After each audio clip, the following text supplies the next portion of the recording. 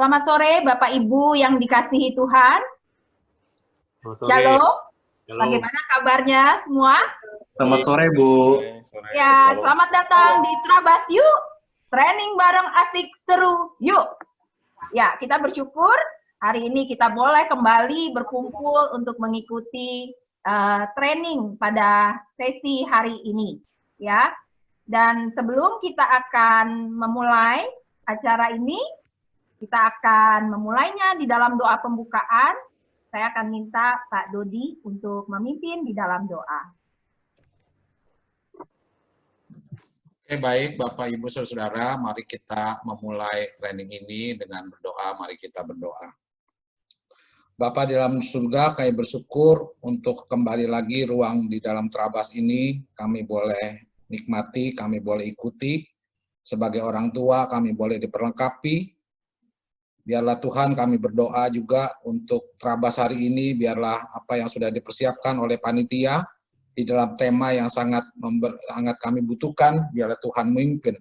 Tuhan juga mempersiapkan Ibu Cynthia, dan Tuhan mau pakai dia untuk membagikan pengetahuan di dalam mengatasi perilaku negatif.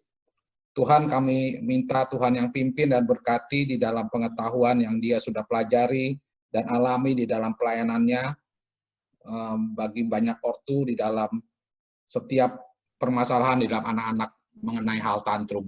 Kami berdoa biarlah hari ini kami kembali boleh diperlengkapi. Kami setiap orang tua, kami boleh bertumbuh sekali lagi di dalam bagaimana kami mengajar anak-anak kami, bagaimana kami mendidik anak-anak kami di dalam nasihat dan kehendak Tuhan.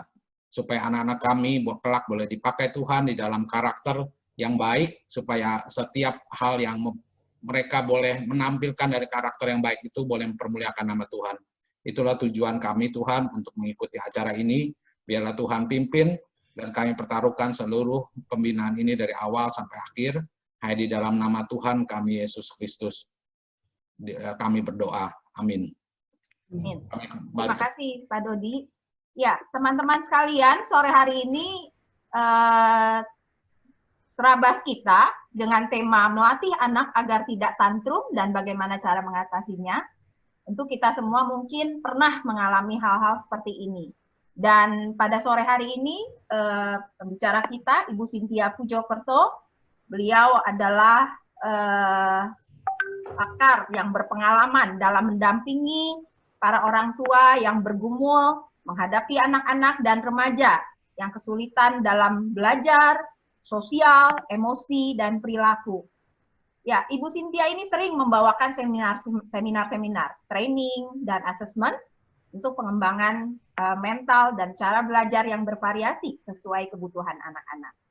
Dengan latar belakang pendidikan Master's Degree in Special Education from Kansas University, USA, dan beliau juga telah memiliki Certified RBI, Consultant in Indonesia, Ibu Cynthia berpengalaman mendampingi dan memperkaya para orang tua, serta guru dengan berbagai skills dan cara-cara metode-metode untuk memahami dan mengatur situasi-situasi sulit yang mungkin kita hadapi saat kita menangani anak-anak kita.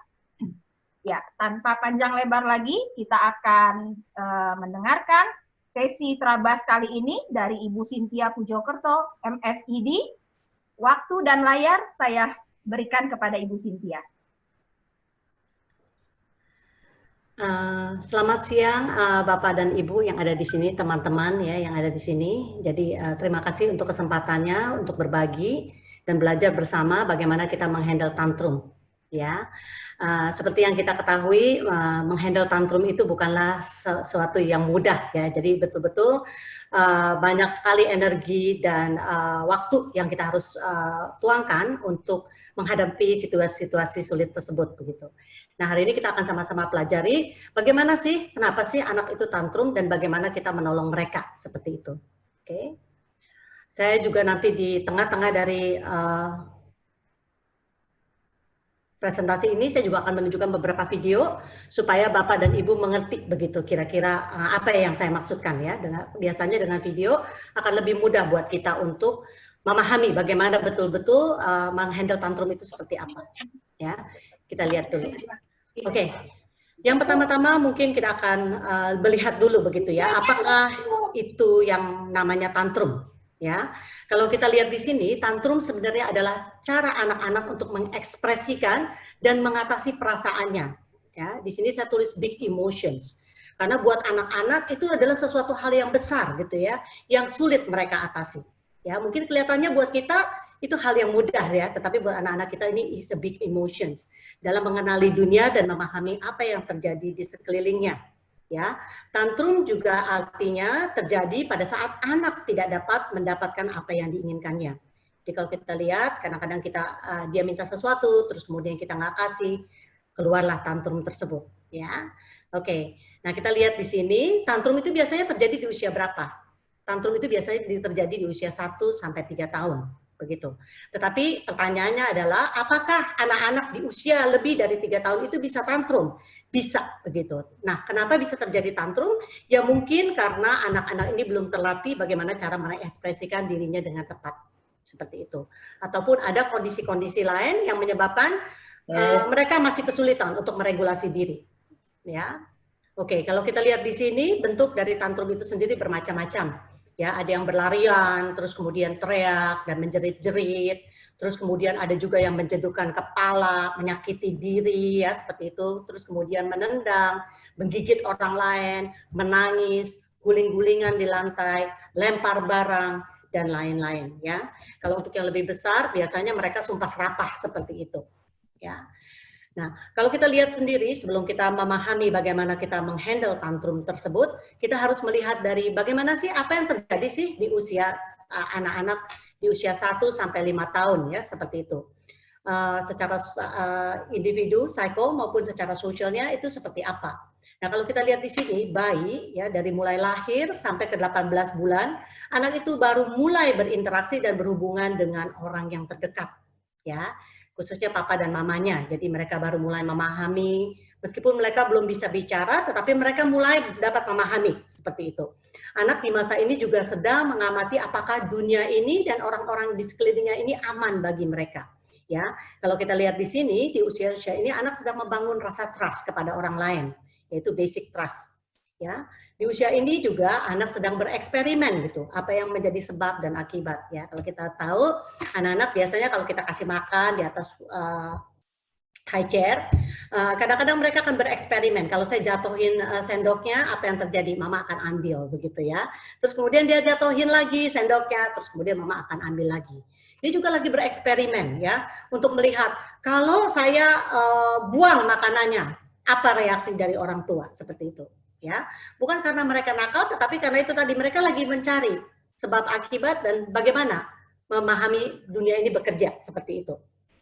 Nah, terus kemudian ada usia toddler, itu adalah usia 18 bulan sampai dengan 3 tahun. Di usia ini anak memiliki banyak kesempatan untuk membangun rasa percaya diri dan mempelajari banyak skill baru. Seperti yang kita tahu, di usia 3 tahun ini anak-anak sudah bisa melakukan segala-galanya sendiri. Ya, contohnya pakai baju dia sudah bisa melakukannya sendiri. Terus kemudian makan juga mereka mau mencoba untuk bagaimana memegang sendok dan makan sendiri. Terus mereka juga mulai jalan tanpa dibantu. Jadi mereka lagi senang-senangnya atau lagi menikmati otonominya atau independennya. Ya, selain itu juga mereka baru mulai mengenal bahwa mereka dapat mengatur dunianya dan membuat keputusan. Ternyata mereka punya suara, begitu ya, seperti itu. Nah, terus anak juga mulai mengembangkan penilaian yang benar dan salah. Saya di sini tulis baru mulai mengembangkan. Tetapi bukan berarti mereka mengerti secara total apa yang benar dan apa yang salah, tetapi mereka baru mulai mendapatkan konsep awal dari apa yang benar dan salah. Seringkali di masa-masa ini anak terlihat seperti keras kepala, melawan, tantrum pada saat keinginannya tidak terpenuhi. Ya, anak ini juga terlihat lebih rentan di fase ini dan seringkali merasa cepat frustasi jika ia tidak mampu belajar skill-skill tertentu. Jadi contohnya mereka mau megang makan sendiri, terus kemudian jatuh lagi nasinya, jatuh lagi, mereka akan cepat sekali frustasi karena mereka sedang menikmati otonominya tadi ya, mereka sedang menikmati keindependenannya mereka itu tersendiri begitu. Jadi makanya begitu mereka nggak bisa, mereka lebih cepat frustasi. Banyak orang mengatakan di masa-masa ini adalah terrible 2, artinya masa usia 2 tahun yang cukup sulit seperti itu. Nah, kita lihat lagi ke usia preschool. usia 3 sampai 5 tahun. Apa yang terjadi di usia ini? Di dalam periode ini anak mulai mempunyai keinginan untuk mencontoh orang dewasa dan mampu untuk bermain pretend play. Jadi mereka sudah mulai berimajinasi. Ya, mereka mampu untuk mulai mencontoh orang dewasa. Mereka akan ngopi bagaimana cara kita menyikapi situasi dan lain-lain. Dan kemudian anak juga mulai memiliki rasa empati atau mulai memiliki rasa, oh ini saya punya, ini kamu punya, begitu ya. Jadi mempunyai kepemilikan ya, kepunyaan seperti itu. Dan yang seperti kita ketahui, anak di usia ini juga banyak mulai mempertanyakan ya berbagai macam. Kenapa mami? Kenapa harus begitu? Ya, karena dia sedang mencoba untuk mengeksplorasi dunianya dengan pertanyaan-pertanyaan kenapa. Ya, keinginan untuk mencari tahu juga sangat tinggi untuk memahami dunianya. Ya, seperti itu. Nah, bagaimana dengan kemampuan kognitif? Tadi kalau kita bicara tentang kemampuan dia sosial dan relasi dan pengetahuannya, pemahamannya akan individu, kita bicara tentang pengetahuan kognitif di usia anak, di usia ini ya, seperti itu. Di usia ini, anak tidak diimbangi dengan kognitif yang memadai. Jadi, big emotionnya besar, tetapi kognisinya masih terbatas, seperti itu. Anak belum mampu mempertimbangkan kebutuhan, keinginan, ataupun kepentingan orang lain.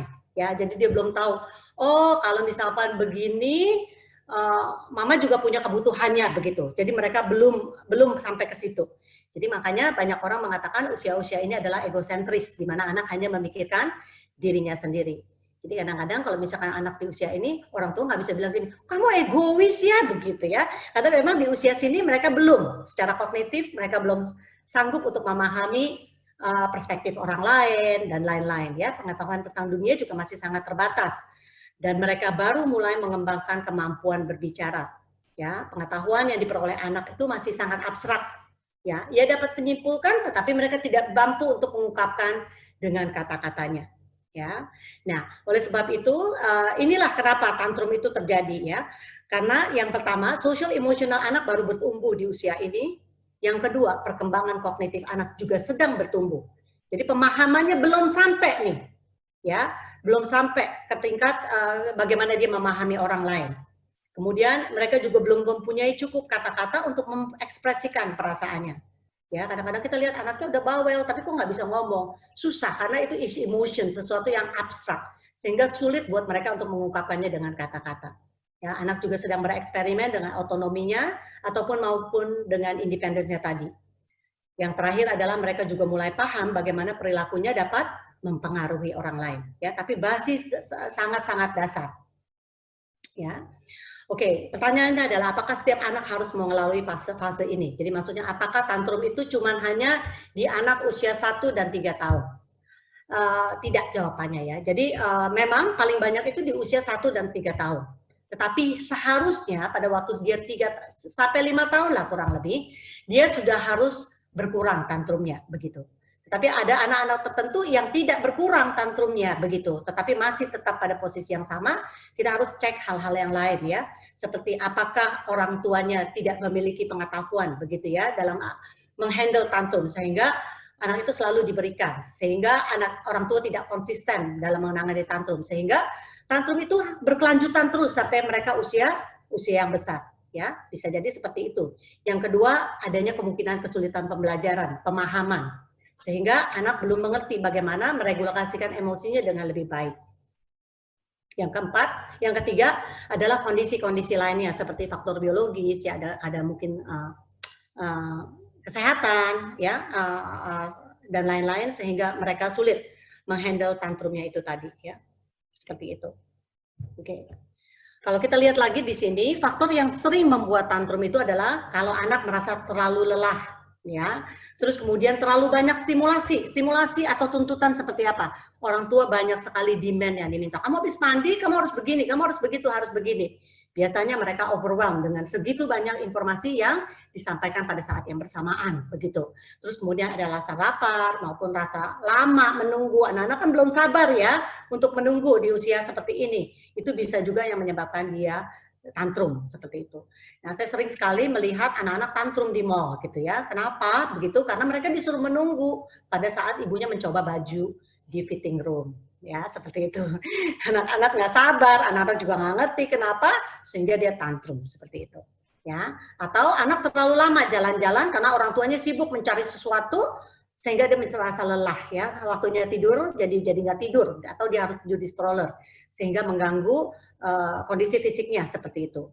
Nah, apa yang harus kita lakukan? Kita harus tahu pencetusnya sehingga kita bisa membuat perencanaan dengan lebih baik. Ya, saya masih ingat banget anak saya sekarang usianya 16 dan 17 tahun. Pada waktu dia masih kecil, yang laki-laki itu yang paling bikin dia tantrum itu adalah pada waktu dia telat makan. Ya, jadi saya nggak bisa main-main aja dengan jam makannya dia.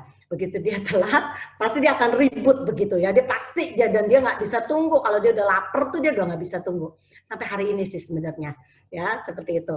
Nah, terus kemudian apa yang kita harus lakukan nih ya pada saat kita melihat tantrum, anak itu tantrum.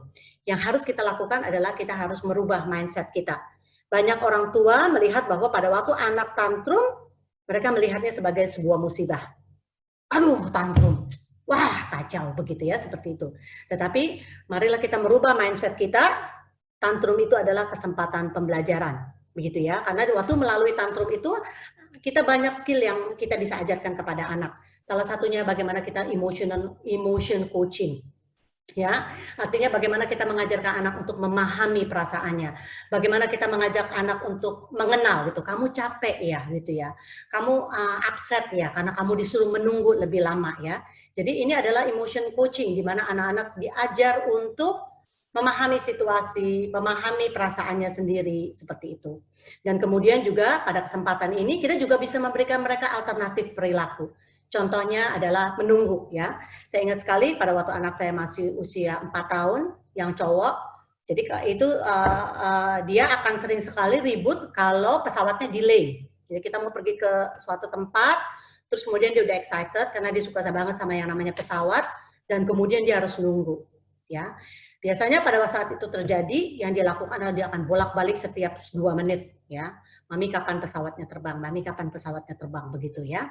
Jadi, apa yang kita bisa lakukan? Kita bisa memberikan dia alternatif perilaku. Saya ingat banget, saya dudukin dia di pangkuan saya ajak dia untuk berbicara sama dia. Ya, pengetahuan dia masih terbatas, jadi saya harus memastikan bahasa yang saya sampaikan itu simple ke dia. Oke, Denzel, mami tahu banget, sulit buat kamu untuk menunggu. Kamu udah pengen banget masuk ke dalam pesawat, ternyata pesawatnya harus delay dan kita harus menunggu kira-kira kurang lebih 2 jam. Gitu. Mami tahu pasti kamu bingung apa yang kamu harus lakukan. Mari kita duduk sama-sama yuk, kita lihat yuk apa yang orang lakukan pada saat orang menunggu. Jadi kita berdua duduk, terus kita ngelihat Bapak itu lagi ngapain, Denzel. Bapak itu melihat koran begitu ya. Oke. Terus anak itu gimana? Anak itu main. Terus ibu itu nonton TV. Terus yang anak ini baca buku begitu, seperti itu. Nah, kira-kira kamu mau pilih yang mana nih?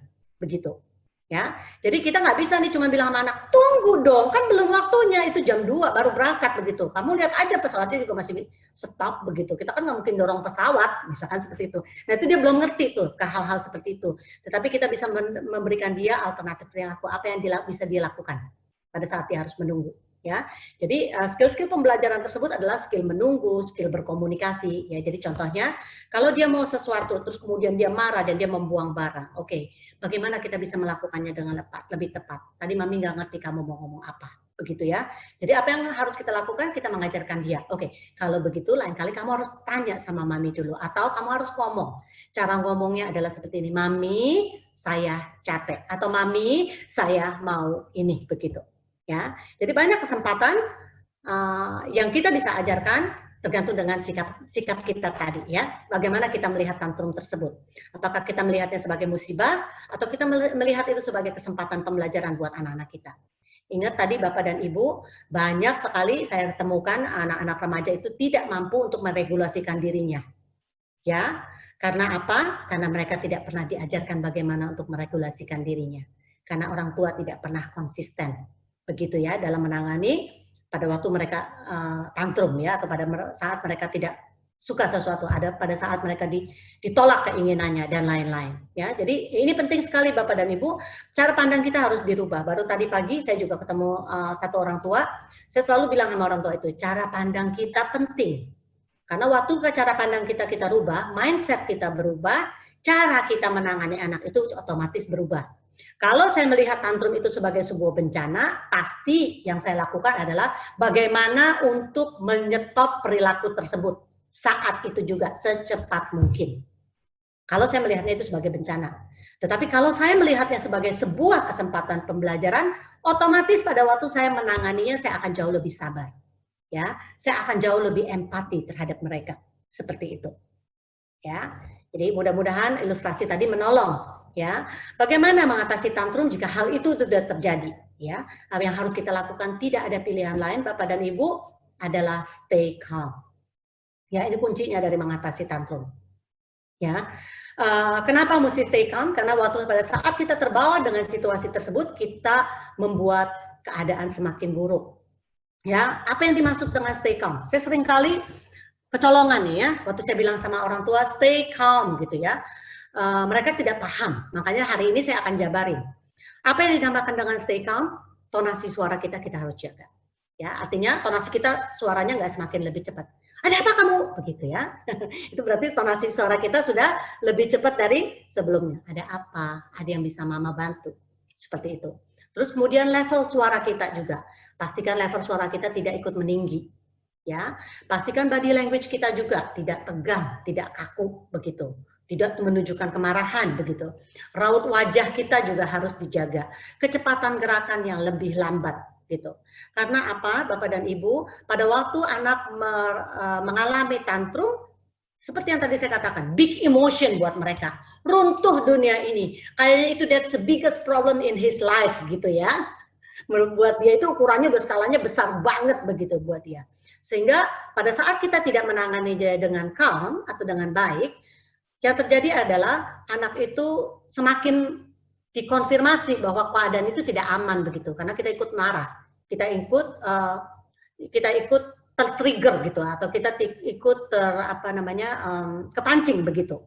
Ya, waktu kita ikut kepancing, anak kita mendapatkan message apa? Pesan apa? Oh iya benar, keadaannya nggak aman. Oh iya benar, situasinya emang dikonfirm sama mama saya bahwa ini emang sulit seperti itu. Jadi yang harus kita lakukan adalah kita harus model calm. Ya, yang kedua adalah kita harus paham. Again, Bapak dan Ibu, buat anak-anak itu luar biasa. Buat anak-anak itu dunia mereka sudah mau runtuh. Ya, pada saat keinginannya tidak terpenuhi, begitu. Ya. Buat kita mungkin nothing ya, cuman permen doang begitu. Tetapi buat anak-anak kita besar. Jadi jangan diabaikan atau jangan disepelekan begitu ya. Ah, begitu aja kamu diminta aja permennya ribut banget begitu. Jadi yang harus kita pahami adalah acknowledge mereka punya strong feeling tadi. Ya, saya mengerti kamu pasti kesel banget waktu es krim kamu jatuh. Ya, atau waktu mami bilang enggak, pasti kamu sulit sekali menerimanya. Seperti itu. Dengan kita mengenal perasaannya, otomatis tantrum itu lebih turun sedikit begitu. Ya, karena dia merasa dimengerti. Ya, setelah itu yang harus kita lakukan adalah stay close dan wait out the tantrum. Artinya apa? Kita harus tetap bersama dengan anak kita. Ya, kita tetap harus di samping anak kita, connected. Artinya apa? Terhubung, tetap terhubung. Jadi kita nggak cuekin mereka, kita nggak pergi dari mereka, atau kita malah mengancam mereka. Tidak, tetapi kita tetap tunggu di samping dia dan kita tetap terhubung. Ya, pada saat menunggu, Bapak dan Ibu, ingat jangan coba untuk mendistraksi mereka, jangan menyogok, jangan memberikan alasan. Jangan mengalihkan pada saat tantrum itu sudah terjadi. Dan jangan juga mencoba untuk men-stop tantrum tersebut. Oke? Yang harus dilakukan adalah kita diam menunggu dengan empati adalah cara yang paling tepat. Jadi kenapa kita nggak boleh kasih banyak alasan? Karena pada saat dia lagi overwhelmed, ya, pada waktu saat otak dia sedang overwhelmed atau dia pada saat otak dia sedang penuh seperti itu, dia tidak memiliki kemampuan untuk reasoning. Dia tidak memiliki kemampuan untuk mendengarkan penjelasan apapun juga. Ini secara otaknya begitu. Jadi percuma kalau kita masukin, yang ada mungkin malah jadi trigger the tantrum even more. Begitu. Ya, jadi yang harus kita lakukan adalah kita tunggu, kita tenang. Tetapi Bapak dan Ibu, saya tahu ada tantrum tertentu yang dia menyakiti diri, ya seperti itu. Atau yang dia mulai melempar-lempar barang. Ya, pada saat itu kita juga tetap harus tenang. Begitu ya. Pastikan mereka tidak menyakiti dirinya. Dengan mungkin taruh bantal begitu ya, atau mungkin memberikan mereka alternatif lain begitu, seperti itu ya. Terus kemudian juga yang bisa kita lakukan pada waktu dia melempar barang atau dia mulai merusak begitu, kita harus memberikan limit setting di situ ya, stop begitu ya, seperti itu. Tetapi kita tetap tenang seperti itu. Ya, oke. Selanjutnya apa? Jika keberadaan kita membuat anak lebih sulit atau membuat kita lebih sulit, maka kita harus hindari suasananya terlebih dahulu. Artinya apa? Bapak dan Ibu, jika kalau kita nongkrong di situ, waktu kita justru duduk di situ, anak kita malah sengaja mencari perhatian begitu ya, semakin sengaja begitu ya, itu kita bisa menghindari suasananya terlebih dahulu. Atau kita misalkan kita terpancing nih, kita bakalan terpancing nih, kita bisa panas sekali begitu ya, kita harus menghindari suasananya terlebih dahulu. Nah, waktu saya bicara tentang menghindari suasananya terlebih dahulu, saya tidak bilang mencuekin. Ya, ingat kembali Bapak dan Ibu, sikap hati kita menentukan bagaimana kita bertindak. Ya, artinya adalah Ibu memberikan ruang waktu atau Bapak memberikan ruang waktu buat anak itu menenangkan diri. Oke, kelihatannya kamu butuh untuk menenangkan diri sendiri terlebih dahulu. Ya, jadi Mama akan ada di dapur. Nanti kalau kamu sudah menenangkan diri, kamu sudah dapat menenangkan diri, kamu bisa samperin Mama ke dapur atau kamu bisa panggil Mama. Seperti itu. Ya, jadi anak-anak tahu kita tetap terhubung, kita tetap terkoneksi dengan mereka. Seperti itu. Oke? Kembali lagi, cara pandang kita melihat kejadian ini menentukan bagaimana cara kita bertindak, begitu. Ya, yang berikutnya adalah tetap ambil kendali. Ya, saya sering sekali melihat waktu anak tantrum, justru orang tua itu menyerahkannya kepada suster. Ini saya sedih sekali gitu ya. Kalau misalkan anak tantrum justru malah diserahinnya sama suster begitu. Suruh suster yang dipukulin, terus kemudian suster yang ngemong, suster yang memberikan dia soothing gitu ya, rasa aman dan lain-lain. Kesempatan ini nggak diambil oleh orang tua seperti itu. Ya, karena apa? Orang tua pendekatannya jauh lebih berbeda dengan suster. Dan ini adalah kesempatan seperti yang tadi saya bilang. Bagaimana kita melatih mereka untuk meregulasikan diri dengan baik. Ya, jadi saya punya salah satu orang tuanya malah begitu ngelihat anaknya tantrum di dalam pesawat, langsung dia pakai earphone, ya, dan suruh susternya handle begitu seperti itu, ya. Nah itu sulit sekali gitu ya buat orang tua. Kalau pada saat itu terjadi, sulit buat anak itu dapat meregulasikan dirinya di kemudian hari begitu. Ya, jadi saya selalu bilang sama orang tua, kalau misalkan terjadi anak menunjukkan perilaku-perilaku tertentu, yang bertanggung jawab untuk mengatasi itu adalah ibunya atau orang tuanya harus turun, bukan pengasuhnya, begitu.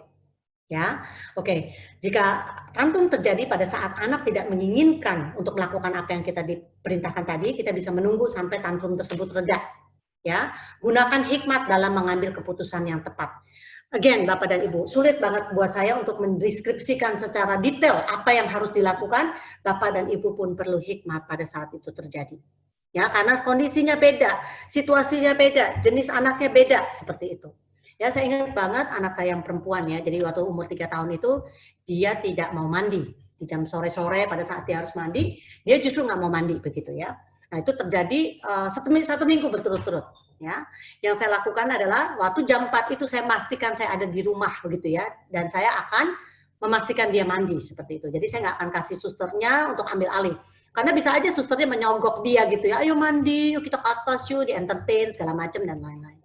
Jadi yang saya lakukan adalah saya angkat dia, saya bilang, Rudy ini waktunya udah mandi gitu ya, kamu udah harus waktunya mandi. Saya angkat dia, terus kemudian dia berontak ya, dia tendang kiri kanan begitu ya. Dia cukup kecil, makanya saya masih bisa gendong dia. Saya bawa dia ke atas dan saya mandiin dia. Begitu, dia ngamuk banget di dalam kamar mandi. Akhirnya dia juga capek, akhirnya dia tenang, terus kemudian saya pakaiin dia baju. Wah, sekarang kamu udah bersih kan, kamu udah wangi kan, begitu ya. Terus kemudian besokan harinya saya lakukan lagi hal yang sama, 3 hari kemudian saya lakukan lagi hal yang sama, 4 hari lagi saya lakukan hal yang sama, hari kelima dia stop. Seperti itu. Ya, jadi untuk membuat sebuah habit atau kebiasaan baru, Bapak dan Ibu, it doesn't take instant. It's not instant. Begitu. Ya, itu bukan sesuatu yang instan, tetapi harus sesuatu yang kita latih berulang-ulang sampai dia paham maksudnya seperti apa. Itu tadi, waktu kita melatih, kita harus melatihnya dengan gentle, ya, bukan dengan cara yang kasar, gentle, supaya anak mengerti maksudnya.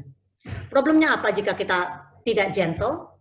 Pada waktu kita menangani hal tersebut, kita tidak gentle, Problemnya adalah anak akan mendapatkan message yang salah. Ya, jadi kita tujuannya tadi melatih, tujuannya mendisiplinkan, tetapi anak akan mendapatkan message yang salah, anak akan melihat kita itu kejam. Anak akan melihat kita sebagai jahat gitu, mama jahat begitu. Tapi kalau kita melakukannya dengan gentle, dengan penuh kasih sayang, anak akan tahu bahwa kita melakukannya untuk kepentingannya dia, seperti itu. Ya, oke. Nah, kita lihat lagi bagaimana jika tantrum itu terjadi ya. Yang terakhir adalah kita harus circle back atau revisit. Ya, jadi setelah tantrum completely mereda, kita ambil waktu bisa 1 atau 2 jam kemudian atau bisa keesokan harinya kemudian untuk kita kembali revisit atau merefleksikan dan memberikan anak strategi yang baru. Lain kali menurut kamu apa yang kita bisa lakukan seperti itu. Ya, supaya hal yang tadi tidak terulang kembali. Ya, oh ya, kamu bisa begini, kamu bisa begitu. Tapi untuk circle back atau revisit, kita harus memastikan bahwa tantrum itu sudah reda. Ya, jadi bukan lagi in the middle of tantrum. Tipsnya apa? Bahasanya yang sederhana, waktunya yang singkat, tidak untuk menyalahkan anak. Kamu sih, makanya tadi mami jadi bingung lihat kamu. Ya, itu menyalahkan dia seperti itu. Tetapi lebih ke arah untuk mencari strateginya bagaimana kita bisa menghindari kejadian yang sama begitu di kemudian hari. Oke. Kuncinya apa? Menghadapinya adalah kuncinya adalah konsistensi. Jadi konsistensi tadi adalah ayah dan ibu sepakat satu suara. Terus kemudian keputusan tidak berdasarkan suasana hati orang tua atau situasi saat itu. Terus kemudian setelah tantrum mereda, tetap konsisten dengan keputusan awal. Jadi kalau tadi dia nggak mau mandi, tetap mandi ujung-ujungnya. Ya, seperti itu. Jadi bukan berarti habis tantrum, terus akhirnya jadi boleh nggak mandi, begitu. Ya, jika kita tidak konsisten, maka kita membuat parenting menjadi hal yang lebih sulit. Ya, balik lagi, cara pandang kita. Apakah kita melihat sebagai musibah, atau kita melihat itu sebagai sebuah kesempatan. Yang kedua adalah firm. Firm artinya tegas, tetapi gentle, tetapi lembut. Inilah yang kita harus mainkan. Ya, kalau enggak itu tadi message-nya anak kita akan melihat sebagai oh mami kejam, mami jahat, mami suka maksa, begitu ya, seperti itu. Jadi kan sayang ya Bapak dan Ibu ya, kita sudah meluangkan waktu untuk handle itu, message yang didapatkan mami jahat gitu ya, kayaknya tekor banget kita. Ya, nah di sini kita sama-sama melihat bagaimana sebenarnya proses tantrum itu terjadi ya. Kalau kita lihat di sini, ini ada kurva tantrum, ya. Pada awalnya ini belum terjadi apa-apa, kondisinya masih normal begitu ya. Terus kemudian terjadi satu pencetus, ya. Terus kemudian terjadi tingkat eskalasi dan dia ini tantrumnya meledak, begitu. Nah pada waktu di sini ibu dan bapak tetap harus stay connected, ya. Pada waktu di sini bapak dan ibu tidak mencoba untuk meredakan, tidak mencoba untuk menginterupsi atau mereasoning, tapi bapak dan ibu membiarkan dia sampai dia turun, begitu ya, karena tantrum ini nggak akan selamanya gitu ya, dia pasti akan turun ke satu titik sehingga dia kembali lagi dengan normal ya. Bapak dan ibu, ini adalah sebuah gambar yang sangat amat baik untuk menggambarkan bagaimana terjadinya tantrum. Kalau bapak dan ibu membutuhkan PDF-nya, jadi saya punya PDF-nya, bisa nanti minta sama panitia ya. Oke.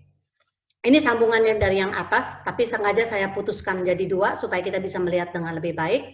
Ini sebelum ada, ya, sebelum terjadinya tantrum. Ya, kita juga harus lihat kondisinya. Ya, apakah anak udah makan? Apakah ada jam tidur yang akan kelewat nih kalau kita bawa dia keluar begitu ya? Kalau misalkan memang ada jam tidur yang kelewat, apa yang harus kita bisa lakukan? Seperti itu. Oke. Nah, terus kemudian ini adalah dia mulai nih ya, dia mulai eskalasi tantrumnya. Dia mulai merengek, berdebat, berteriak, begitu ya, tegang, dan lain-lain. Ya, ini dia udah mulai eskalasi. Terus kemudian ini di zona puncaknya, ya, sehingga dia mulai berteriak, memukul, dan lain-lain. Ya, di sini ada beberapa tipsnya Bapak dan Ibu. Boleh minta dari panitia ya. Ini akan sulit buat saya untuk diskusin satu persatu. Ya. Terus kemudian terjadi penurunan emosi. Dari mana kita tahunya ini terjadi penurunan emosi? Suaranya yang lebih perlahan. Terus gerakannya lebih pelan, dia mulai kalem, tubuhnya mulai lebih rileks, dan dia kembali ke tahap yang normal. Begitu, seperti itu. Ya, nanti tolong diminta dengan panitia, dan kemudian bisa dibaca lebih lanjut, ya, seperti itu. Nah, hari ini saya mau mempertunjukkan dengan Bapak Ibu sebuah video ya, yang saya dapatkan dari Facebook sebenarnya. Video ini sangat baik untuk memberikan kita gambaran begitu. Pada waktu itu terjadi apa yang namanya stay connected. Ya, mungkin di beberapa Bapak dan Ibu sudah pernah melihat video ini, ya. Tapi saya akan kembali memperlihatkan dan menjelaskan tahapannya seperti itu.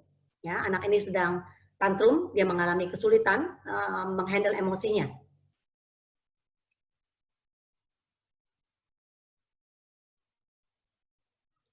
Bisa Bu Silvi, bisa kelihatan, kedengeran suaranya? Hah? Sorry. Belum. Ya, belum ya, maaf.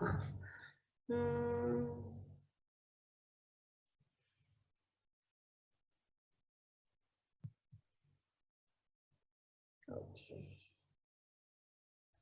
Suaranya mau didengarkan ya, sebentar. Oke. Bisa kedengeran Bu Silvi suaranya? Ya, Bu. Oke, kita lihat ya di sini ya. Apa yang dilakukan oleh orang tuanya? Sorry.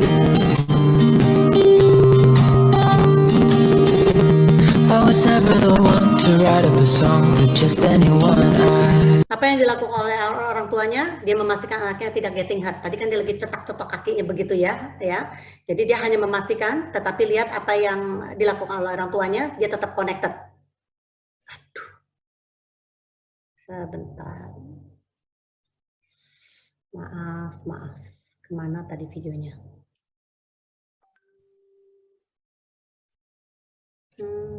Sebentar ya.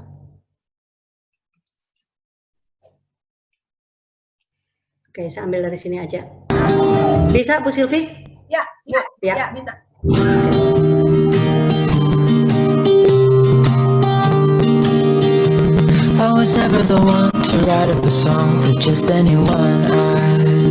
Pandangan Bapak ini kemana, Bapak dan Ibu? Ke anaknya. Tidak sekalipun Bapak ini mengalihkan pandangannya ke tempat lain. Dia fokus. Dia lihat anaknya dengan penuh compassion tadi. I was always the one to find myself lost in all conversations, though. Cause I've always been told that things will unfold if you keep on waiting. But then you came along and proved me all wrong. I was so mistaken. Cause you glue all the pieces back Lihat ya together. bapaknya ya. Ya, pandangannya tetap ke arah anaknya, tetapi dia menunggu. Yeah, you take all my wrongs and make them better. Yeah, you're making me wanna Dia try respect anaknya punya space, ya. forever. I feel so Dia tidak menginterupsi. free, oh my sweet baby.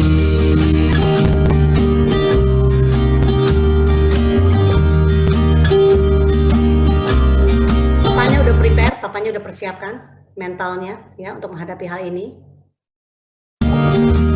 I was never the one to give up the ghost. No, I was so stuck. I kept on playing my part, wanted to give up cause nothing was changing. But with you it's so clear, and now that you're here I see colors in every spectrum. Guess I finally learned my lesson. Cause you glue all the pieces back Ada waktu together. anaknya meraih ya kembali ke papanya, papa yang langsung angkat. Yeah, you take all my wrongs and make them better. Yeah, you're making me wanna try forever. And I feel so free, oh my sweet Ini masih baby. belum kalem, papanya tetap menunggu.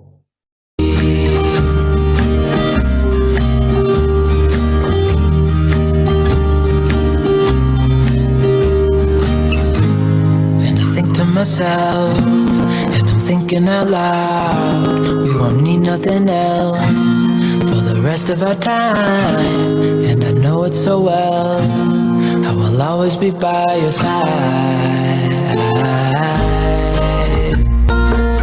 Cause you glue all the pieces back together.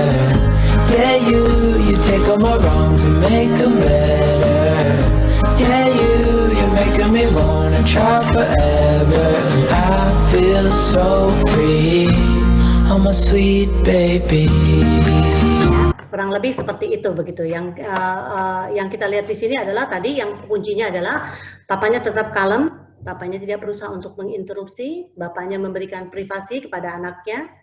dan kemudian bapaknya menyambut setiap kali anaknya itu datang kepada dia, seperti itu. Ya, another thing yang saya lihat lagi adalah bapaknya remain connected, itu yang paling penting begitu. Jadi banyak orang tua juga sudah melakukan ini, tetapi tangannya mungkin sambil tunggu, sambil megang HP gitu, sambil balasin SMS atau WA seperti itu. Atau sambil nunggu dia sambil ngomong, Mbak nanti itu nasi timnya dipanasin begitu. Ya, itu bukan berartinya bukan remain connected seperti itu. Ya. Oke, mudah-mudahan tadi video tadi menolong ya Bapak dan Ibu. Oke, sebentar saya coba cari slide yang tadi.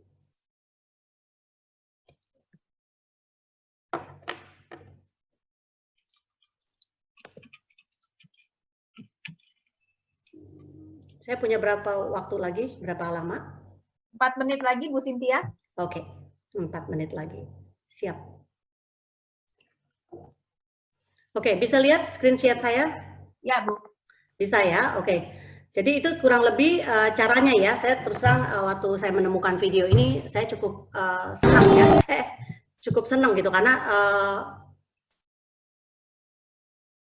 bisa betul-betul menggambarkan bagaimana kita harus bersikap pada saat itu terjadi. Ya, oke. Terus bagaimana ya kita encourage atau memotivasi perilaku yang baik? Yang pertama adalah anak akan melakukan apa yang kita lakukan. Jadi Bapak dan Ibu, inilah kesulitan kita dalam parenting, yaitu kita harus menjadi role model. Ya, jadi kita nggak bisa cuma ngomong, tetapi kita tidak melakukannya karena anak itu mencontoh, terutama di usia-usia anak masih lebih kecil seperti itu. Ya, yang salah satu contohnya adalah seperti ini. Kita selalu bilang sama anak ini, kamu tenang dong, kalau ngatasin situasi ini kamu harus tenang begitu. Tetapi yang sering kali saya lihat adalah orang tuanya nggak tenang begitu, ya. Atau kamu sabar dong, kalau begini udah terpaksa harus nunggu, kamu harus sabar begitu. Nah kalau kita lihat dari nadanya, orang tuanya sendiri juga nggak sabar seperti itu, ya. Jadi penting bagi kita untuk memodelkan apa yang kita inginkan anak kita lakukan. Yang kedua adalah tunjukkan dan katakan apa yang kita rasakan. Jadi anak-anak juga harus mulai belajar. Waktu kamu bicara seperti itu, waktu kamu buang-buang barang, begitu ya. Jadi saya punya salah satu anak ya yang datang ke center saya, terus kemudian pas dia tantrum begitu ya, terus kemudian dia lempar bola, terus kena dengan vase bunga saya yang ada di klinik begitu. Nah, waktu pada saat dia lempar, tantrum sudah reda, saya datang ke dia, saya ngomong sama dia, saya bilang, you know what? Saya bilang begitu. Tadi kamu marah sekali ya. Iya, kamu buang bola tersebut. Ya, tanpa kamu sengaja, karena kamu tadi buang begitu, vas bunga saya jatuh. Ya, sekarang di pojok itu udah nggak cantik lagi. Udah nggak ada vas bunganya. Terus tau nggak apa yang terjadi? Anak itu ngeliatin ke saya. Dia bilang, I'm sorry Miss Cynthia. Gitu ya. So sweet gitu ya. Jadi anak-anak juga harus tahu gitu ya. Tunjukkan apa yang kita rasakan. Begitu. Nah, terus kemudian yang berikutnya adalah bagaimana kita menangkap perilaku yang baik ya. Seringkali di usia ini anak-anak banyak melakukan kesalahan sehingga kita kerap kali say no all the time ya. Not this, no, jangan, nggak boleh begitu ya. Nah, marilah kita rubah kebiasaan kita, justru kita malah spotlight sesuatu hal-hal yang baik yang mereka lakukan. Ini sebenarnya salah satu cara yang paling efektif untuk memotivasi perilaku yang baik. Jadi contohnya seperti ini ya. Kemarin ini anak saya turun makan ya, terus dia bilang, Mami mau makan nggak? Begitu ya. Yuk turun yuk ke bawah. Itu jarang banget dilakukan karena anak saya cowok ya, begitu ya. Cuek banget begitu. Terus begitu saya turun ke makan begitu, langsung saya stop semua kerjaan saya kayak dapat mujizat begitu ya. Dia ngundang saya turun ke bawah. Terus saya langsung bilang di meja makan itu, you know what Denzel? Waktu kamu ngomong gitu, Mami seneng banget rasanya. Mami feel bahwa Mami needed by you gitu ya, atau Mami merasa bahwa Mami di-appreciate begitu ya, kamu ingat Mami pada waktu Mami makan. Nah, hal-hal seperti itu akan menolong dia untuk melakukan lagi perilaku tersebut again and again begitu. Nah, terus kemudian yang harus kita lakukan lagi adalah itu tadi, undivided attention, your feeling is important. Ya, jadi kadang-kadang terus terang, kadang-kadang kita merasakan, aduh lebay amat sih, begitu aja pakai nangis begitu. Tapi buat mereka tadi is a big emotion begitu. Jadi yang harus kita lakukan adalah kita nggak boleh underestimate dia punya feeling. Oke, I understand. Kamu susah sekali pada waktu harus kamu atasin hal tersebut begitu. Ya, jadi again waktu kita bicara tentang undivided attention, artinya ya perhatian kita hanya khusus untuk dia. Sama seperti Bapak tadi, pada waktu Bapak tadi menghandle tantrum anaknya ya, seperti itu. Dan terus kemudian yang berikutnya adalah keep promise ya, orang tua harus keep promise, karena kalau enggak ini juga anak juga pasti bisa marah begitu ya, karena orang tua adalah salah model buat mereka tuh untuk mempercayai orang lain. Ya, saya sering sekali melihat bahwa banyak orang tua tuh suka bohongin anaknya, nanti dia habis ini ya, ternyata nggak jadi. Nanti habis ini ya, terus ternyata nggak jadi, begitu. Ya, jadi ini akan membuat anak cepat sekali frustasi seperti itu. Ya.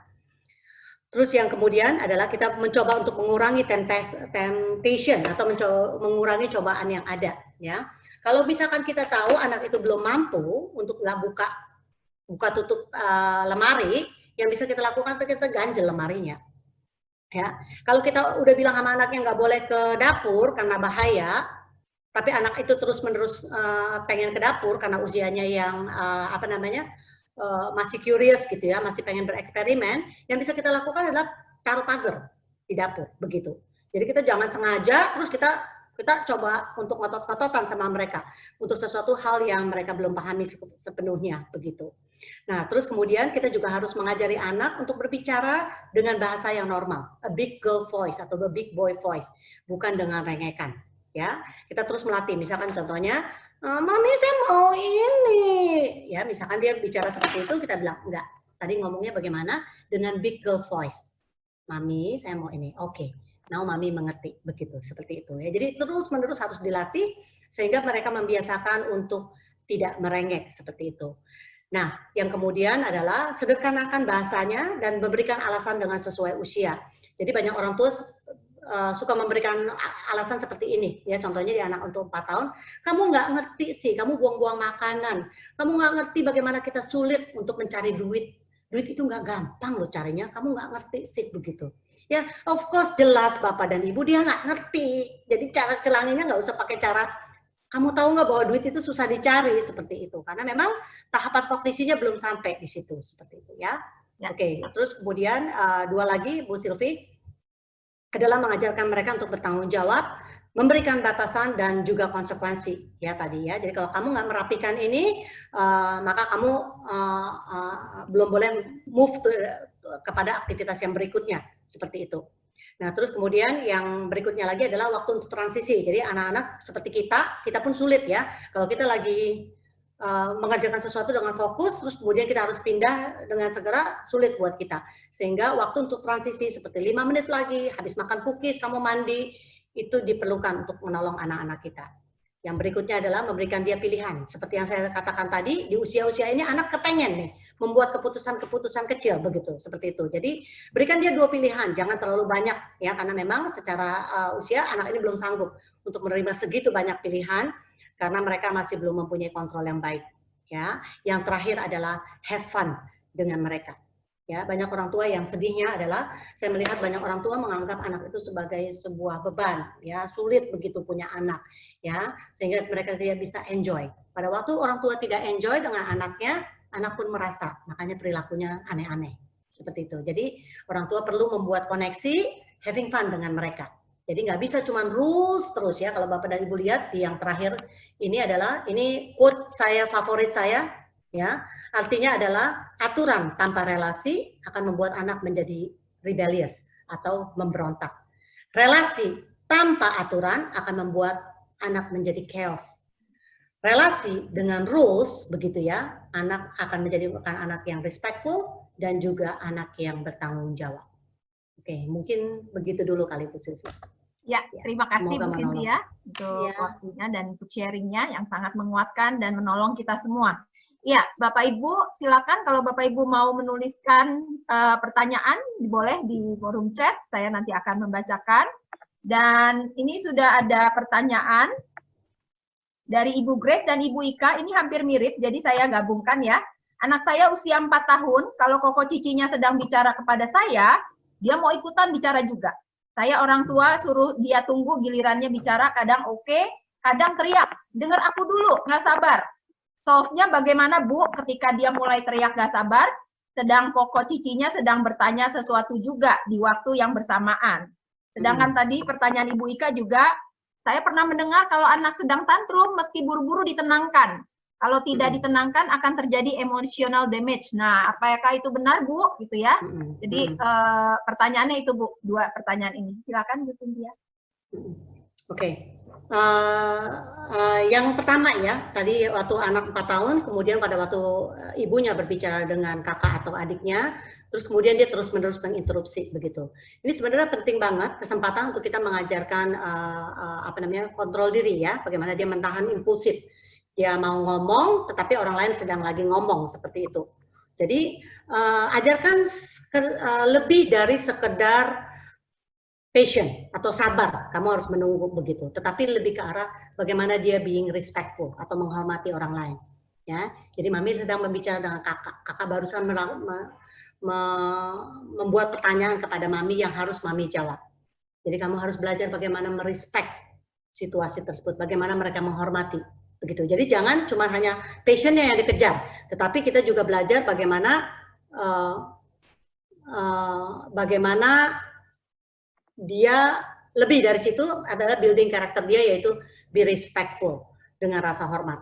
Jadi kalau tetap dia tetap menginterupsi, yang bisa kita lakukan adalah kita diam. Jadi kita nggak jawab. Gitu. Sampai dia berhenti, tetap lanjutkan kepada ngomongan kepada kakaknya, terus baru meladeni dia begitu. Ya, jadi dia betul-betul harus latihan exercise. Nah, tapi setelah itu Bapak dan Ibu jangan lupa ada waktunya untuk revisit. Ya, malamnya bilang. Ya, malamnya bilang sama dia bahwa, you know what, kalau kita lagi ngomong, kalau misalkan kamu tidak menginterupsi, kamu being not respectful gitu. Kamu tidak menghormati pembicara tersebut. Bagaimana rasanya kalau misalkan, contohnya balik ya, dia lagi ngomong terus kemudian orang interupsi, kamu juga pasti rasanya nggak nyaman, begitu seperti itu. Jadi ajarkan lebih dari sekedar being patient, tetapi karakternya yang kita trying to bentuk adalah bagaimana dia merespect orang lain, bagaimana dia mengontrol impulsifnya dia, seperti itu. Ya, itu nomor 1 tadi pertanyaannya. Kira-kira menjawab nggak? Jadi memang perlu latihan. Memang hampir tiap anak itu di usia-usia ini pengen pendapatnya didengarkan. Dia duluan, saya begitu. Tetapi itu tadi, itu kesempatan bagaimana untuk mengontrol dia, untuk melihat kepada orang lain juga gitu. Jadi bukan di keluarga itu bukan cuma kamu doang, tetapi ada cici, ada koko, begitu, ada kakak, begitu ya. Jadi bagaimana dia exercise sampai dia bisa menunggu dengan baik, begitu. Waktu dia bisa menunggu dengan baik, jangan lupa Bapak dan Ibu spotlight the good behavior tadi, ya. Tadi waktu Mami ngomong sama kakak, kamu mau ngomong, kamu mau interupsi, tapi Mama melihat bahwa kamu langsung tahan, begitu ya. Wow, bagus banget gitu. Kamu belajar untuk merespect, begitu. Ya, jadi tadi Bu dan Bapak jangan hanya fokus kepada yang dia nggak bisa, tetapi yang begitu dia bisa itu langsung kita spotlight, langsung kita encourage dia untuk melakukannya lagi, seperti itu. Ya, itu memang exercise, itu memang latihan. Tidak jalan 1 hari ya, atau 1 hari Bapak Ibu ngomongin sebulan terus dia langsung bisa, enggak. Anak saya pun yang cowok itu lumayan impulsif ya, jadi kadang-kadang dia suka menginterupsi gitu tanpa melihat sekelilingnya. Itu juga butuh waktu untuk berbulan-bulan training dia sampai dia betul-betul memahami, seperti itu ya. Yang kedua adalah apakah anak harus cepat-cepat ditangani dengan baik, begitu ya. Itu tadi tergantung. Emotional damage itu terjadi kalau kita nggak connected dengan dia. Ya, dia merasa takut, dia merasa nggak nyaman, dia makin merasa makin merasa overwhelming karena merasa ditinggalkan sama orang tuanya. Itulah terjadi emotional damage, begitu. Tapi kalau kita di sana, kita tenang, kita tetap connected. Lihat apa yang Bapak itu tadi lakukan. Pada waktu anaknya mulai meminta pertolongan, dia pegang, reaching out ke papanya. Papanya tidak kibas tangan ya. Itu emotional damage. Ya, kibas begitu. Kesel begitu gara-gara tingkah lakunya. Itulah emotional damage. Tapi kalau kita tetap connected, anak itu tidak terjadi emotional damage. Itu yang pertama. Yang kedua, anak juga harus tahu bagaimana menurunkan emosinya sendiri tanpa kita entertaining. Ya, banyak orang tua begini langsung dialihkan, langsung diinin. Jadi dia nggak pernah belajar bagaimana ya caranya menurunkan emosi tanpa bantuan orang lain, begitu. Ya, ini sering sekali terjadinya ini di anak-anak yang kelas 5. Ya, jadi kalau saya di center tuh saya sering banget ketemuin anak-anak umur kelas 5 SD itu kesulitan mengontrol emosinya sendiri karena selama ini dia butuh orang lain untuk menolong dia mengontrol emosi diri dia sendiri, tetapi dia tidak sanggup untuk menenangkan diri dia sendiri. begitu. Ya, kita pun juga butuh toh waktu bagaimana kita untuk bisa menenangkan diri kita sendiri. Ya, contohnya saya, kalau saya udah sangat emosi tingkat tinggi, yang biasanya saya lakukan adalah saya masuk ke ruangan nih, saya mau sendiri begitu. Ya, itu adalah cara saya begitu. Terus kadang-kadang saya juga mandi, ya biar lebih segar, terus baru saya keluar, baru pikiran saya mulai sehat. Nah, anak-anak pun harus belajar bagaimana caranya dia untuk turun sendiri nih. Ingat kurva tantrum tadi, dia turun sendiri sampai dia ke tahap yang lebih baik begitu. Ya, Bapak dan Ibu jangan khawatir, saya punya klien, tapi ini klien ini beda ya, dia ada special conditions, jadi tantrumnya lebih lama. Jadi sekali tantrum itu dia bisa 1,5 jam. Ya, 1,5 jam, jadi nangis gitu, ngamuk 1,5 jam. Tapi dengan latihan itu tadi, papa mamanya konsisten, pastikan nggak ada sesuatu yang salah, pastikan dia paham, pastikan dia dalam keadaannya tidak ngantuk dan lain-lain. Dia dilatih oleh orang tuanya di dalam 2 minggu turun jadi 15 menit Bapak dan Ibu. Saya aja kaget. Saya pikir mungkin 1,5 jam begitu ya. Tapi ternyata bisa langsung ke 15 menit. Terus kemudian sampai hari ini hampir tidak pernah ada tantrum begitu. Padahal itu kondisinya khusus loh. Ya, seperti itu. Oke, ada lagi pertanyaan lain? Oke, iya Bu. Kali ini dari sisi guru Bu. Nah, kalau tadi orang tua, ini dari sisi guru. Bagaimana kalau misalkan ada anak yang ngamuk-ngamuk di sekolah gitu ya, dan sedangkan guru tidak tahu bagaimana caranya orang tua menangani di rumah. Nah, apa yang harus dilakukan oleh guru? Ini dari Pak Doni. Boleh diberikan penjelasan Bu Cynthia? Prinsipnya sebenarnya sama. Jadi kita harus ngomong sama anak itu, kelihatannya kamu belum bisa menenangkan diri, begitu ya. Jadi yang kamu harus lakukan adalah kamu menenangkan diri dulu sampai kamu betul-betul tenang. Bapak ada di ruangan guru nih. Kamu bisa langsung ke ruangan guru seperti itu. Nah, terus pada waktu terjadi misalkan di dalam kelas dan lain-lain, ajak teman-teman yang lain itu untuk menyingkir. Kalau ini terjadi di ruang kelas ya, jadi dia nggak di-entertain begitu. Kalau makin banyak yang lihat, dia makin sulit untuk meregulasikan diri sendiri. Jadi apakah anak itu dibawa keluar oleh kita? Tapi kalau anak itu nggak bisa keluar, malah memberontak, yang kita lakukan adalah minta teman-temannya untuk tinggalkan ruangan. Tapi tolong message-nya harus benar. Ya, teman kamu membutuhkan waktu. Ya, jadi boleh nggak kamu keluar dulu sebentar, gitu. Ya, jadi bukan teman kamu lagi error nih, begitu. Ya, terus kamu boleh pergi dulu keluar, gitu ya. Nggak begitu message-nya. Jadi message-nya adalah teman kamu butuh waktu untuk menenangkan diri. Jadi boleh kalian keluar dulu. Gitu. Itu cara kalian untuk menolong mereka, menolong dia, seperti itu. Ya, jadi tetap prinsipnya sama, Ibu. Mereka butuh waktu untuk menenangkan diri. Nah, terus kemudian setelah itu dia tenang, nah mungkin school counselor bisa bantu datang. Ya, untuk menerangkan dia lagi kenapa sebenarnya kejadian apa dan bagaimana dia bisa bersikap di kemudian hari seperti itu. Ya, tapi itu terjadi pada waktu dia udah completely tenang, Bu. Oke, bisa langsung. Ya, terima kasih Bu Cynthia. Bu Cynthia, ini ada pertanyaan lagi dari Ibu Sofia. Bagaimana memotivasi perilaku yang lebih baik pada anak yang usianya mungkin udah lebih besar gitu ya, udah ke preteen, 8 sampai 10 tahun. Terutama dalam hal kedisiplinan dan rutinitas tugas sehari-hari. Misalkan membereskan kamar dan lain sebagainya. Bagaimana memotivasi supaya anak-anak ini bisa lebih baik melakukan? Yang pertama, ini lari dari tantrum ya ceritanya ya. Pertanyaannya di luar dari tantrum ya. Oke, nggak apa-apa, saya jawab ya.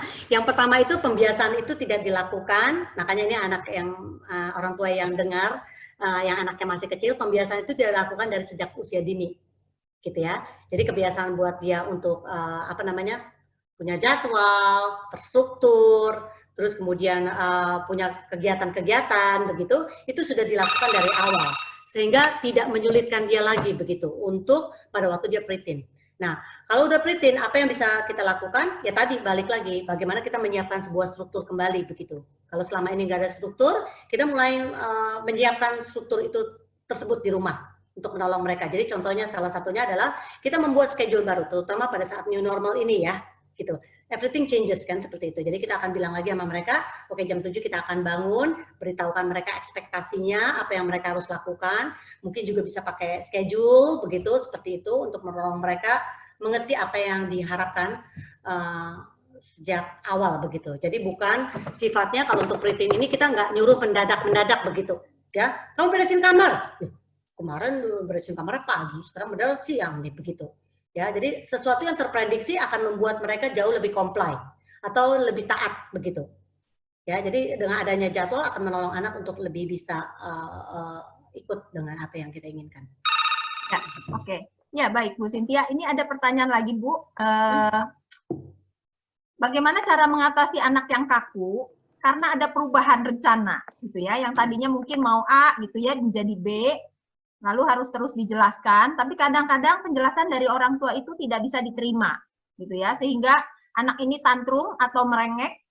Anaknya sekitar umur 7 tahun, laki-laki. Nah, ini juga ada juga kasus yang sama, anak laki-laki umur 9 tahun, dia suka tantrum kalau kalah bermain board game bersama keluarga, gitu ya. Jadi memang di luar dari harapan dia nih, di luar dari ekspektasi dia kalah, gitu ya, main board game bersama keluarga. Ataupun main game sendiri, Mario Bros, gitu, dan gagal. Nah, sekarang kalau udah dia kalah-kalah terus, akhirnya keluarga tidak bisa main board game bersama lagi. Gitu. Nah, apa yang harus dilakukan oleh orang tua nih Bu untuk menghadapi anak-anak yang dia melihat situasi berbeda dengan apa yang diharapkan? Oke, yang pertama yang 7 tahun, yang dia tidak bisa fleksibel pada terjadi perubahan begitu ya. Sebenarnya kita pun sulit ya kalau misalkan terjadi satu perubahan. Misalkan kita udah kepengen banget pergi ke satu tempat, terus kemudian hujan, akhirnya kita batal seperti itu. Jadi yang pertama sebenarnya prinsipnya tetap sama, pahami perasaannya begitu. Ya, jadi saya tahu banget, kamu kecewa banget, kamu udah beli baju berenang, kamu udah pengen berenang, terus hujan 3 hari berturut-turut seperti itu ya. Jadi mama ngerti banget rasanya bagaimana kecewanya seperti itu. Tetapi apa yang bisa kita lakukan? Ini sesuatu yang kita dapat rubah atau sesuatu yang tidak kita dapat rubah. Kalau misalkan tidak dapat rubah, apa yang kita bisa lakukan? Begitu. Terus alternatifnya dibandingkan di berenang, apa yang kita bisa lakukan seperti itu. Nah, yang pertanyaan saya adalah apakah anaknya ada kebutuhan khusus? Karena kalau kebutuhan khusus pendekatannya akan berbeda ya, seperti itu. Tetapi tetap sama, anak itu butuh predictability. Jadi semakin terprediksi jadwalnya, dia akan semakin lebih nyaman gitu. Dan anak itu harus belajar untuk fleksibel. Jadi things can change begitu. Sesuatu itu bisa berubah. Ya, jadi contohnya sesuatu yang bisa berubah itu adalah kalau hujan kita nggak jadi begitu. You need to be very flexible begitu. Jadi yang diajarkan oleh anak biasanya yang 7 tahun itu adalah ingat ya flexibility. You need to be flexible karena di dunia ini 60% adalah hampir 70% itu unpredictable di dunia ini. Ya, anak-anak kita harus siap. Ya, yang 30% itu fix begitu. Matahari selalu terbitnya di sebelah mana begitu. Itu fix ya, sesuatu yang fix. Tetapi segala sesuatunya yang 70% kebanyakan yang terjadi itu unpredictable begitu. Ya, contohnya unpredictable. Saya lagi bawain terabas, mendadak telepon bunyi. Padahal seumur hidup ini telepon nggak pernah bunyi. Begitu, itu sesuatu yang unpredictable. Tetapi saya harus bisa meregulasikan diri pada saat itu terjadi. Apa yang saya harus lakukan? Pertama tadi saya taruh di samping, yang kedua saya cabut udah begitu. Ya, tanpa saya harus marah dan lain-lain. Nah, anak-anak pun harus diajarkan alternative thinking. Kalau sesuatu tidak berjalan dengan apa yang diharapkan. Yang kedua adalah bagaimana mengatasi rasa kecewa dia pada waktu dia kalah begitu ya. Jadi dia pasti ada sense of competitiveness-nya di situ ya. Saya tahu ya waktu kamu menang kamu ada perasaan-perasaan tersendiri gitu karena kamu menang begitu. Tetapi itu tadi banyak hal-hal yang lain yang kita harus bicarakan kepada anak. Contohnya bagaimana jika kamu kalah itu you still look like a winner. Gitu. Jadi contohnya begini, ada orang-orang tertentu yang kalah begitu ya. Kalau kita lihat tuh banyak di YouTube tuh ya. Bisa dicari video-videonya. Kalah tetapi dia gentleman, dia peluk. Ya, hebat kamu begitu ya. Hebat kamu telah melakukan yang baik begitu. Ada yang kalah marah-marah begitu. Jadi win like a loser begitu seperti itu. Tetapi ada juga yang win tapi like a loser begitu. Bagaimana caranya? Begitu menang begini. Gitu ya. Saya menang berarti win, dia benar menang tapi you look like a loser begitu. Gitu. Jadi adik-adiknya juga kalau dia belum mampu untuk mengatasi rasa kekecewaannya pada waktu dia kalah, adik-adiknya juga jangan yang ye kok kalah begitu ya. Jadi jangan disengajain dulu begitu. Jadi adiknya juga bisa diajarkan bagaimana merespek gitu ya. Buat kakak ini sulit nih begitu. Tapi bagaimana kita bisa menolong kakak. Ya, jadi banyak pembelajaran-pembelajaran lain yang kita bisa lakukan pada satu saat non konflik time tadi Bu Sylvie. Ya, jadi nggak harus di saat itu kita langsung ceramahin. Kamu tahu nggak Mike Tyson tuh berapa kali kalah sebelum ini? Wah, nggak efektif deh. Begitu. Ya, jadi saat itu mungkin kita bisa selesaikan dulu gamenya, tetapi kita akan ngomongkan sama dia begitu. Atau kita bisa teruskan tanpa dia. Oke, kakak mungkin kamu susah sekali nih. Ya kamu kecewa, kamu kalah ya. Mungkin kakak butuh waktu ya. Jadi nggak apa-apa begitu. Kalau kakak mau sudahan dulu nggak apa-apa begitu. Ya, tapi tetap Bu datang lagi ke dia untuk tadi revisit supaya kita bisa mengajarkan skill yang baru. Oke, ya terima kasih Ibu Cynthia untuk penjelasannya. Ya Bapak Ibu sekalian, apakah masih ada pertanyaan? Kita lihat sudah tidak ada ya, karena sudah sangat jelas dan sangat menolong kita semua untuk sesi Trabas hari ini. Bapak Ibu, saya mengingatkan bahwa untuk materi yang hari ini Ibu Cynthia sampaikan, Bapak Ibu bisa dapatkan dengan Bapak Ibu mengirimkan WA ke Ibu Mariam. Nomor handphone Ibu Mariam sudah tertera di dalam forum chat, Bapak Ibu bisa catat, dan pengirimannya akan bisa dimulai hari Rabu depan, ya. Nanti akan dikirimkan. Ya, sekali lagi terima kasih Ibu Cynthia untuk sharing pengalaman dan menambah wawasan kami semua sebagai orang tua maupun guru, sehingga kita juga bisa dibekali bersama bagaimana menghadapi anak-anak yang sedang tantrum, ya, dan mengatasinya. Ya. Bapak Ibu boleh memberikan tanda jempol ya di layar, ya silakan Bapak Ibu memberi tanda jempol atau clap buat Ibu Cynthia dan kita semua. Ya terima kasih Bapak Ibu. Ya saat ini kita akan masuk di dalam beberapa pengumuman. Boleh panitia untuk bisa mengeluarkan screenshot-nya? Ya, silakan. Ya, saya akan menyampaikan beberapa pengumuman, Bapak Ibu. Kalau Bapak Ibu merasa diberkati melalui Trabas ini, dan Bapak Ibu juga rindu untuk menjadi berkat bagi sesama lagi melalui Yayasan Unike, Bapak Ibu bisa memberikan persembahan ke nomor rekening yang sudah tertera di layar, untuk kita sama-sama mendukung pekerjaan Tuhan yang dipercayakan pada kita semua dimanapun Tuhan percayakan. Ya, kemudian yang selanjutnya, ya Bapak Ibu, untuk next Trabas jangan sampai dilewatkan, menemukan dan mengembangkan potensi anak oleh Ibu Heni Hanjaya MTH setiap hari Sabtu dan minggu depan tanggal 22 Agustus jam 16.00. Jangan sampai dilewatkan Bapak Ibu, setiap sesi dari Trabas ini sesi-sesi yang sangat menarik dan sangat menguatkan dan sangat dibutuhkan oleh kita sebagai orang tua maupun guru. Ya, selanjutnya pengumuman yang selanjutnya, ya ini acara Family Discipleship Seminar Growing Kids God's Way. Hari Senin 17 Agustus 2020, waktunya sudah dekat Bapak Ibu di Hari Kemerdekaan RI. Bapak Ibu, tadi panitia info ke saya bahwa pendaftaran masih dibuka sampai dengan pukul 12 malam ini. Nah, sampai pukul 00. Bapak Ibu jangan lewatkan karena seminar ini sangat menarik dan sangat bermanfaat buat kita semua. Saya dengar-dengar sudah hampir penuh, bahkan sudah penuh sebenarnya ya. Tapi karena ada Trabas sesi sore ini, maka panitia memutuskan untuk dibuka sampai dengan pukul 00. Nah, Bapak Ibu bisa mendaftarkan. Dan bagi yang sudah mendaftar tapi belum bayar juga bisa membayar dan ditunggu sampai dengan pukul 24 malam ini juga. Ya.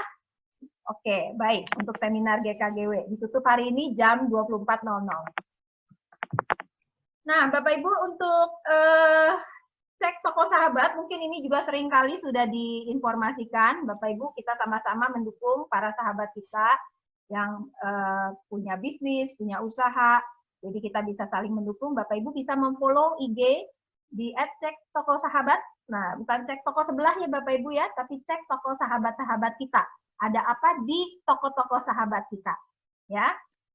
Nanti Bapak Ibu bisa menemukan apa-apa aja yang dibutuhkan. Ada makanan, ada obat dan lain sebagainya, barang-barang yang dibutuhkan, ya. Buku Faith Begins at Home, Iman dimulai dari rumah, di rumah. Harga 55.000, belum termasuk ongkos kirim, persediaan terbatas. Bapak Ibu bagi yang berminat bisa menghubungi WA yang sudah tertera.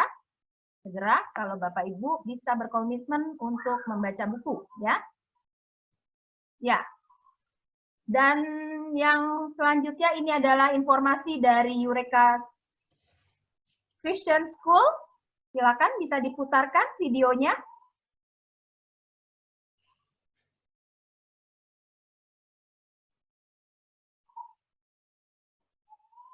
Ya, Bapak Ibu, Eureka Christian School telah membuka pendaftaran untuk tahun pelajaran yang akan datang nanti.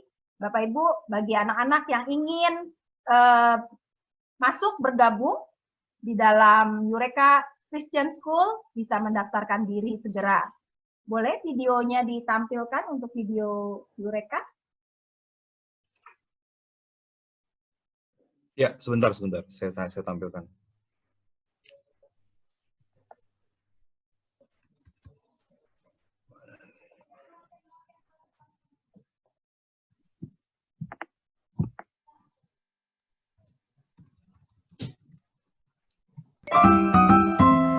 New Normal, New Method of Learning.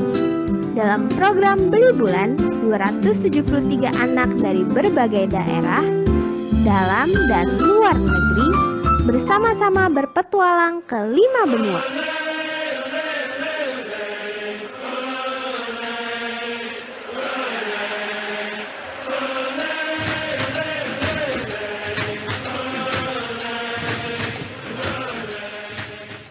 Hai, ketemu lagi sama Miss Ina. Ohayo gozaimasu. Ohayo gozaimasu. Pertama-tama, kamu perlu menyiapkan 2 buah gelas plastik atau kertas. Nanti kamu bisa coba ya di rumah. Sampai ketemu lagi. Belajar interaktif bersama guru-guru Eureka. Ini dia kegiatan dan juga kreasi anak-anak dalam program Beli Bulan.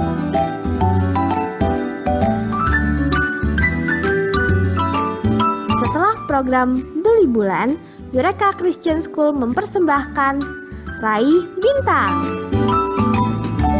Dengan belajar di rumah melalui Eureka Channel, anak-anak dapat belajar melalui metode interaktif dan kreatif. Menjelajah Indonesia yang kaya akan budaya, melihat kesetiaan Allah bagi Indonesia. Eureka menyediakan Eureka formal dan Eureka non-formal. Daftarkan segera anak Anda. Informasi lebih lanjut @eurekaschool.id.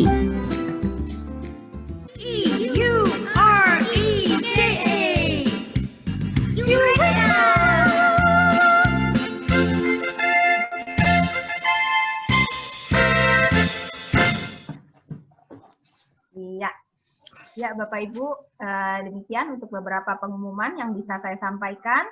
Sekali lagi, terima kasih untuk kehadiran Bapak Ibu semua di dalam sesi Trabas kali ini.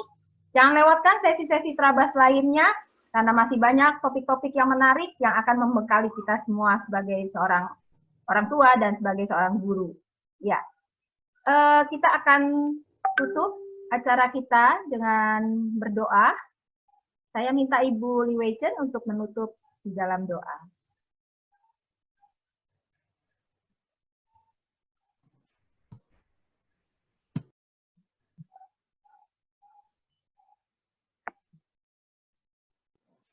Ya, kita akan berdoa bersama-sama. Tuhan, terima kasih Engkau memberikan kepada kami anak-anak. Di dalam kehidupan kami sebagai orang tua, kami sungguh-sungguh ingin untuk bisa membesarkan dan mendidik anak-anak kami di dalam Tuhan. Namun seringkali anak-anak kami melakukan hal-hal yang kami tidak sangka, yang kami tidak harapkan. Dan kami juga jadi bingung bagaimana untuk menyelesaikannya, bagaimana untuk mengendalikan situasi seperti itu. Hari ini Tuhan mengirimkan Bu Cynthia untuk mengajarkan kepada kami bagaimana jika masalah itu datang, bagaimana kami menghadapinya. Tolong kami ya Tuhan. Siapapun kami sebagai orang tua, kami seringkali merasakan bahwa hanya anugerah Tuhan saja yang membuat kami sebagai orang tua mempunyai hikmat untuk menangani situasi-situasi tertentu dalam rumah tangga kami. Karena itu ya Tuhan, Mari teruskan ajarkan kami. Mari teruslah memimpin kami, menapaki hidup yang di depan ini sesuai dengan jalan-jalan-Mu, sesuai dengan apa yang Tuhan sudah bukakan bagi kami. Dan biarlah apa yang diajarkan Cynthia hari ini menjadi ingatan kami. Sehingga ketika anak-anak kami melakukan hal-hal tantrum, kami diingatkan apa yang harus kami lakukan. Terima kasih ya Tuhan untuk kebaikan Tuhan. Dan kami serahkan acara selanjutnya dari Trabas-Trabas yang akan datang di dalam tangan Tuhan. Dan kiranya Trabas akan menjadi salah satu yang Tuhan pimpin untuk kami bersama-sama melakukan hal yang benar dan yang sehat. Dalam nama Tuhan kami, Yesus Kristus, kami berdoa. Amin. Amin. Terima kasih Bu Wechen. Terima kasih Bapak Ibu semua. Dengan demikian berakhirlah seluruh rangkaian acara sesi Trabas hari ini. Kiranya Tuhan menyertai dan memberkati kita semua. Selamat sore.